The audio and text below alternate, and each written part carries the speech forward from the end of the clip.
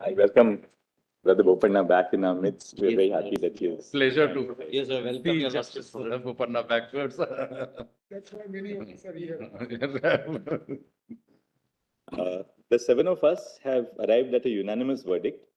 I shall first read the conclusions, followed by the relevant paragraphs from our reasoning in the judgment. We hold, in the course of this judgment, while analyzing the reasoning of the majority and minority in PV Narsimha Rao, we have independently adjudicated on all aspects of the controversy, namely, whether by virtue of Articles 105 and 194 of the Constitution, a member of Parliament or the Legislative Assembly, as the case may be, can claim immunity from prosecution on a charge of bribery in a criminal court. We disagree with and overrule the judgment of the majority on this aspect. Our conclusions are thus. 1.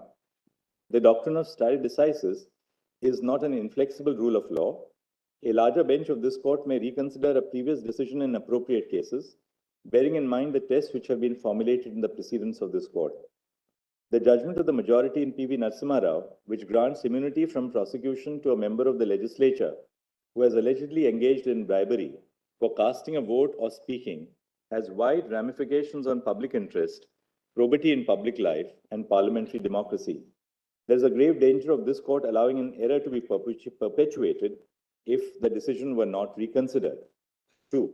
Unlike the House of Commons in the UK, India does not have ancient and undoubted privileges which were vested after a struggle between Parliament and the King. Privileges in pre-independence India were governed by statute in the face of a reluctant colonial government.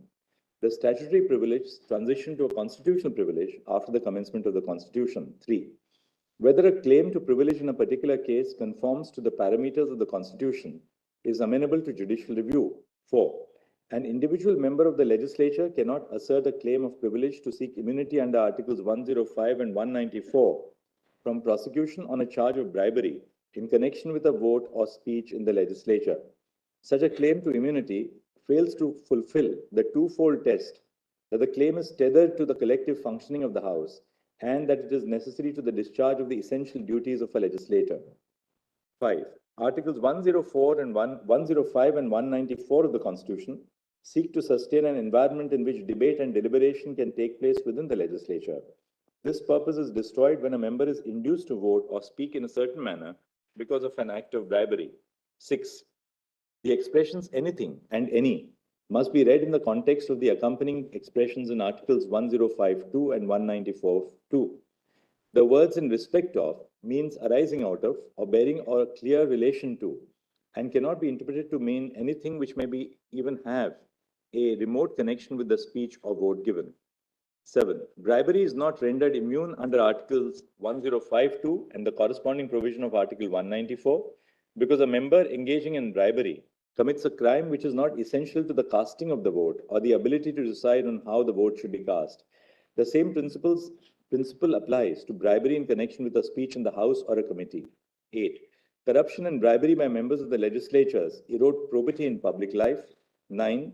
The jurisdiction which is exercised by a competent court to prosecute a criminal offense and the authority of the House to take action for a breach of discipline in relation to the acceptance of a bribe by a member of the legislature exist in distinct spheres.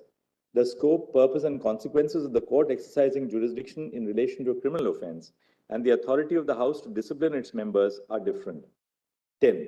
The potential of misuse against individual members of the legislature is neither enhanced nor diminished by recognizing the jurisdiction of the court to prosecute a member of the legislature who is alleged to have indulged in an act of bribery. 11. The offense of bribery is agnostic to the performance of the agreed action and crystallizes on the exchange of illegal gratification. It does not matter whether the vote is cast in the agreed direction or if the vote is cast at all. The offense of bribery is complete at the point in time when the legislator accepts the bribe. And 12.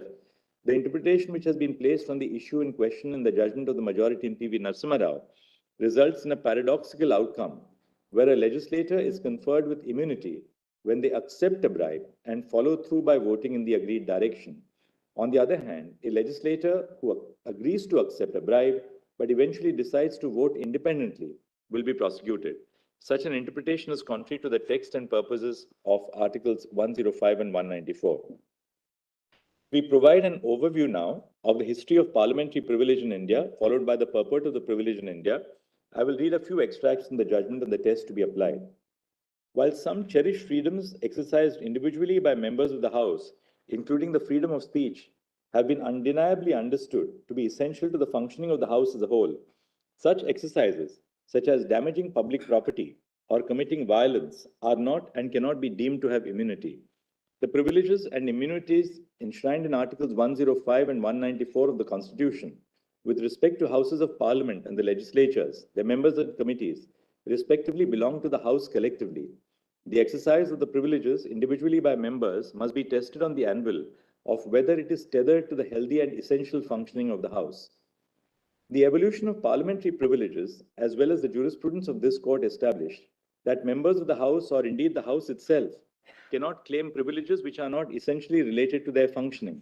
To give any privilege unconnected to the functioning of the Parliament or legislature by necessity is to create a class of citizens which enjoys unchecked exemption from ordinary application of the law.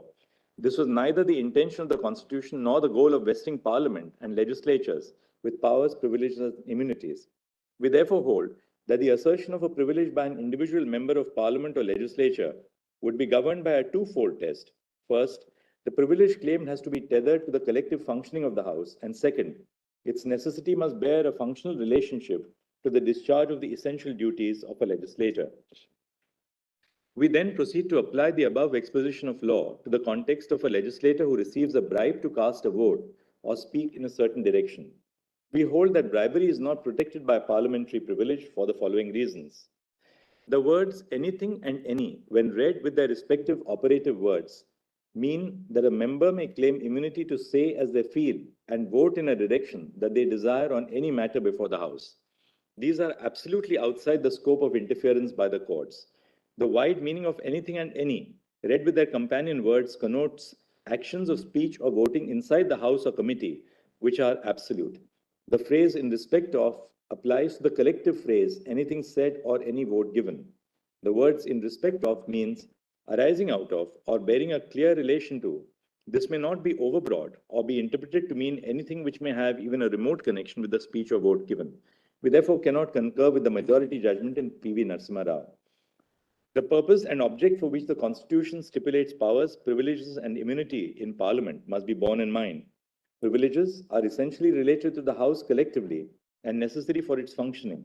Hence, the phrase in respect of must have a meaning consistent with the purpose of privileges and immunities. Articles 105 and 194 of the Constitution seek to create a fearless atmosphere in which debate, deliberations, and exchange of ideas can take place within the Houses of Parliament and the state legislatures. For this exercise to be meaningful, members and persons who have a right to speak before the House or any committee must be free from fear or favor induced into them by a third party.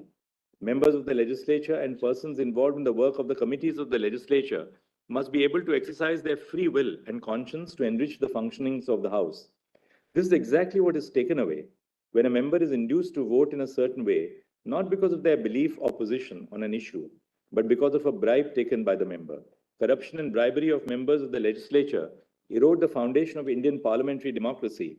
It is destructive of the aspirational and deliberative ideals of the Constitution and creates a polity which deprives citizens of a responsible, responsive, and representative democracy. Under Section 7 of the PC Act, the mere obtaining, accepting, or attempting to obtain an undue advantage with the intention to act or forbear from acting in a certain way is sufficient to complete the offense. It is not necessary that the act for which the bribe is given be actually performed.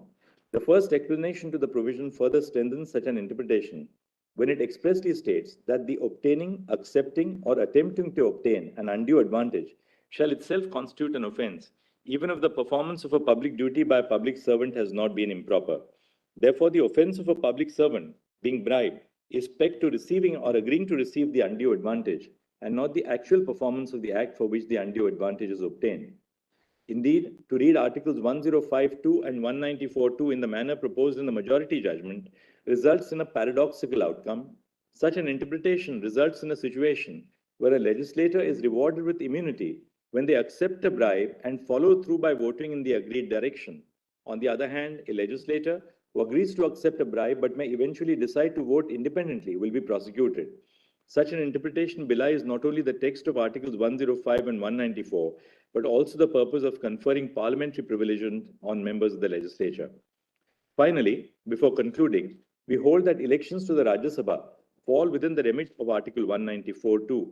We hold, distinct from the marginal note, in the text of the provision, there is a conscious use of the term legislature instead of the House of Legislature at appropriate places. It is evident from the drafting of the provision that the two terms have not been used interchangeably. The first limb of Article 194(2) pertains to anything said or any vote given by him in the legislature or any committee thereof. However, in the second limb, the phrase used is in respect of the publication by or under the authority of a house of such a legislature of any report, paper, votes, or proceedings. There is a clear departure from the term legislature, which is used in the first limb, to use the term house of such legislature in the second limb of the provision. It is clear, therefore, that the provision creates a distinction between the legislature as a whole in the first limb and the house of the same legislature in the second limb. The elections to the Rajya Sabha conducted under Article 80, as referred to above, may also take place when the House is not in session, as seats may fall vacant when the Legislative Assembly of the state is not in session. However, the elections remain a part of the functioning of the legislature and take place within the presence of the Legislative Assembly. Similarly, the elections for the President of India under Article 54 and for the Vice President under Article 66 may also take place in Parliament or the state legislative assemblies when they are not in session. However, they are an integral part of the powers and responsibilities of elected members of the Parliament and the state legislative assemblies. The vote for such elections is given in the legislature or Parliament, which is sufficient to invoke the protection of the first limb of Articles 105(2) and 194(2). Such processes are significant to the functioning of the legislature and in the broader structure of parliamentary democracy. There appears to be no restriction, either in the text of Article 105(2) or Article 194(2), which pushes such elections outside of the protection provided by the provisions. Further, the purpose of parliamentary privilege to provide legislatures with a platform to speak and vote without fear is equally applicable to elections to the Rajya Sabha and elections for the President and the Vice President as well. So we have overruled the judgment in PV Narsimha Rao.